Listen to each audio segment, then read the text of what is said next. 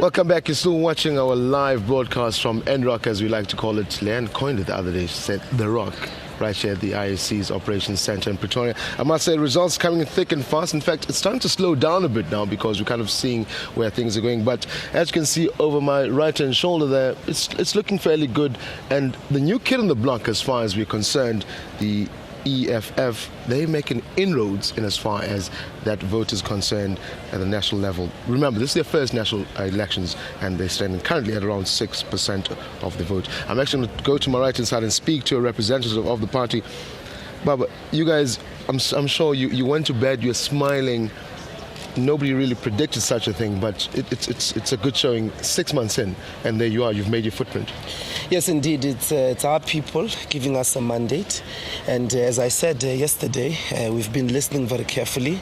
We're not happy about the pace of the elections results that are being loaded in Gauteng.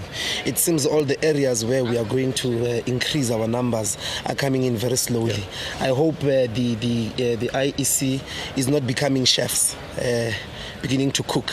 We're very worried. In fact, when we started the show, I actually said to Leanne, we know that I was following you guys on Twitter, and you said you'd like to see the pace of especially the Gauteng region coming. Yes. Is that what you expect to make a late run, so to speak? Yeah, but the system must be efficient. That's a commitment we all made to each other.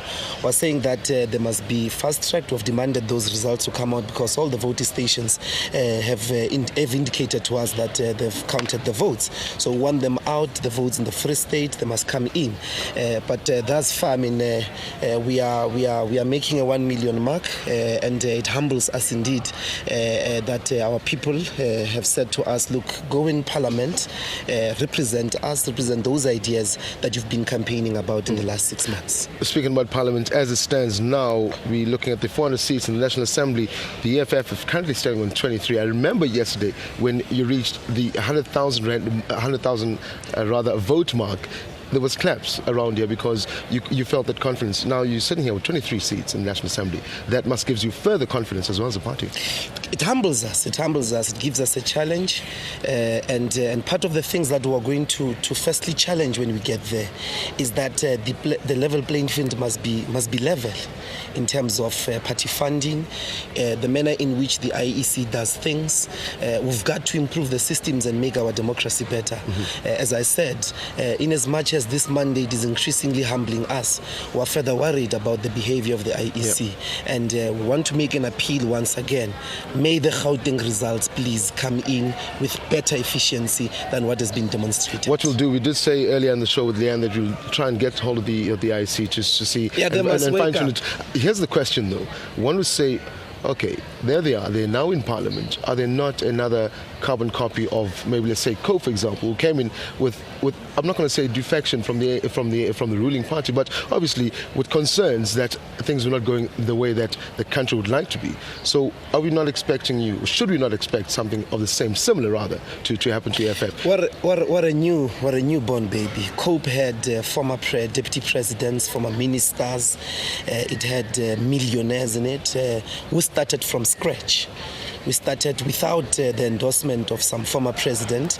We started only with the confidence of our people, with the confidence of the poor, young, energetic. There is no comparison between us. Our vision is clear, is a real alternative from what everybody in the political playing field at the moment is saying.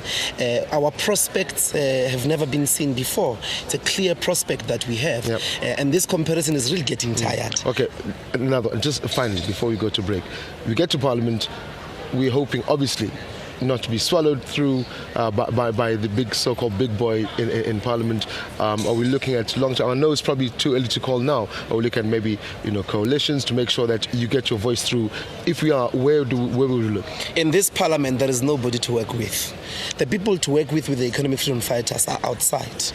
Left organizations, trade union movements, protest movements, those are the people that we will be consolidating. There is nobody in Parliament in this political list at the moment, either be the DA or the ANC. We've been saying this. Mm-hmm. We're not going to go to any coalition with anyone. I'm sure there'll be debating or discussing a marriage between themselves because they're the same thing.